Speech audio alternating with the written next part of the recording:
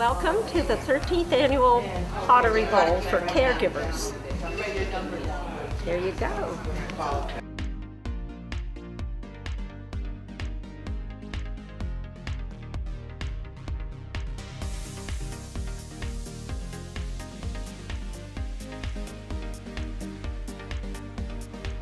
Hey there, I'm Johnny Bettino from DTV, and I am with Sydney Tanuma right now, and we're talking about the event going on tonight, which is the Potter's Bowl. So Sydney, could you tell me a little bit about this event? No, I'd love to, and thank you guys for coming again. It's always so helpful, especially for people at home to be able to watch it and, maybe come next year. So normally it's an annual event. Normally it's the weekend of the Super Bowl. It was not this year. The venue is booked, but this is the 13th annual year. And basically, in a nutshell, people they buy a ticket for $40, which basically in itself buys the handcrafted pottery bowl. So we have about 10 different potters that donate pottery to us, and the bowls themselves, they're beautiful. So you pick out a bowl, one that you fancy, and then with your ticket, you also get access to the auction, which I know you'll show, the silent auction. And what we love about the silent auction is that everything is handcrafted by a New Hampshire artist. So they're either an author or a potter or a woodworker or a seamstress or a business owner. So everything is made by someone in New Hampshire, which we love. So it's a very authentic event like that to kind of praise artists and craftsmen, which I don't think get displayed enough. So maybe we'll let people know about their crafts. So we always have extra business cards. So there's the auction, and then we have 14 restaurants that donated soup, usually about 5 to 8 gallons of soup. So people will go in, they'll sit themselves down, get to know their table, they'll peruse the menu, kind of figure out what soups they want to try, and then Panera donates all the bread, so a beautiful fresh bread that they can have along with the soups, so you can eat as much soup as you want. At the end of the night, the last hour, we sell the leftover soup. We sell 32-ounce containers of leftover soup for $5, so it's enough for like the next day. So you guys will have to have some soup before you go home. And then Karina's Cakes always does like a magnificent, mind-blowing cake that doesn't even look like a cake. We also have a woman named Denise Tedesco that does almost all the desserts for us. She's just a local volunteer. And we have a couple door prizes donated by some local vendors as well. And another fun part is that we have a DJ that has like a photo booth and a dress-up corner, and you can get your picture taken. And I don't know, it's a great night to get out of the cold. Well, I wish it's not very cold today, but to get out of the cold and to fundraise for caregivers. So we're a nonprofit volunteer caregiving group, and we're in 7 towns in the greater Derry area. And we do free homemaking, free transportation, free yard work, home repair. So we basically mobilize about 450 volunteers in our 7-town area, and at the moment we're helping about 350 senior and disabled folks to help them stay independent. So it's a great cause, So the event is not our biggest moneymaker, but it does mobilize the most volunteers, most business owners, artists and craftsmen, and it allows us to get our message out where maybe otherwise we wouldn't. So all these people are a captive audience for us to let them know kind of what we do and how they can help and give back.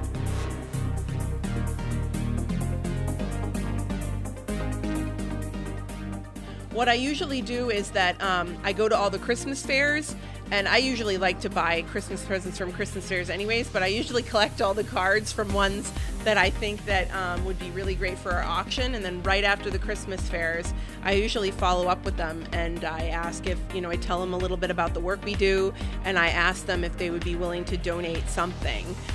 So like this girl right here, Jen Goodwin, she's coming tonight.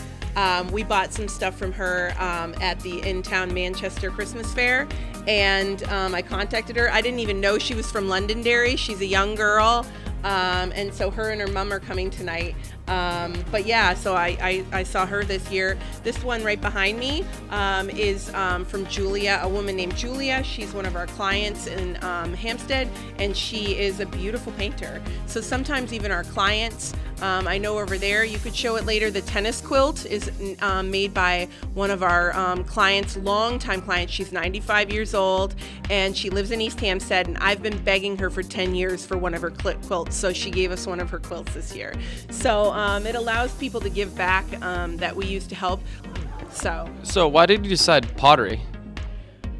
When I worked in a nonprofit, a volunteer caregiving group down in Hagerstown, Maryland, we did the same fundraiser down there. So when I moved up here 14 years ago, I started it here. It's as simple as that. Yeah. We can't wait to go in there and try some of the foods and try some of the soups and even get a look at Koreana's cake. So thank you. Yeah, see a pottery wheel demonstration. Michael Gooden every year, that art teacher at Pinkerton, he shows some of the kids how to spin some bowls, so that's usually good. Now I'm with Michael Gooden, a teacher at Pinkerton Academy. So, Michael, what do you teach? I teach visual arts. I do ceramics, also intro to studio. And basically, that's it. So, how long have you been teaching this? I've been at Pinkerton since 1985. Oh, wow, that's a long time. Yeah, that's what some people keep telling me. Would you say this is one of the passions of yours? Well, teaching art, yes. Working with students, yes. And how long have you been spinning and doing pottery? Since the mid-'70s. So, what about spinning and doing pottery kind of interests you the most? Well, you can take a lump of clay and turn it into something that's possibly usable. And then I have a lot of students, all of our students that take ceramics, they actually contribute a bowl. Well, that's great. Do you think more people should get into pottery? I mean, it's a personal thing, it's something that, anyone I think can do it. Now, how proficient they'll be at it, but again, it's a matter of try it and see if you like it. Can I have your attention for a minute? My name is Al Lamson. I'm from St. Mark's Masonic Lodge, 58 East Broadway, right here in Derry. Fraternal Masons are concerned with the tools of operative Masons use in the building and look for the results that are tried and true in making things better. We have seen an individual, not just this past year, but for a number of years, that is making things better by constantly making improvements within our local towns and communities. With the tireless effort of this individual, her staff, and many volunteers, senior citizens can live a more comfortable life. We have seen it firsthand because members of our organization have appreciated the services provided. I'd like to introduce Jeremy Ledoux, Master of our Lodge, to make the presentation.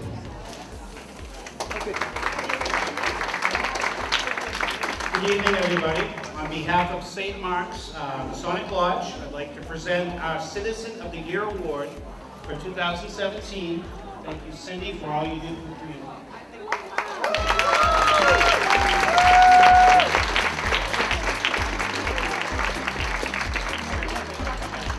Ladies and gentlemen, I hope you're enjoying your soups. Make sure you try the many varieties that we have available for you. We have gluten-free and sugar-free desserts. Hi! Come to the pottery and gluten-free bread. Caregivers, can't beat them. We're all going to use them someday. Also, we do have a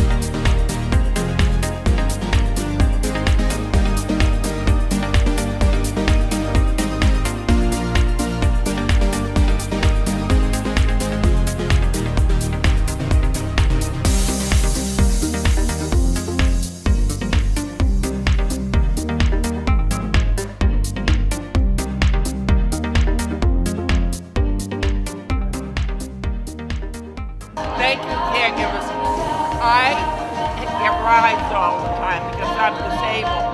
But sooner or later I won't be, so I'll be driving. So I thank caregivers for doing so much for me. Heavenly Father, we're thankful for this organization and the good that it does throughout the community. We're thankful for the food that you set before us, and we ask your blessings in Jesus' name. Amen.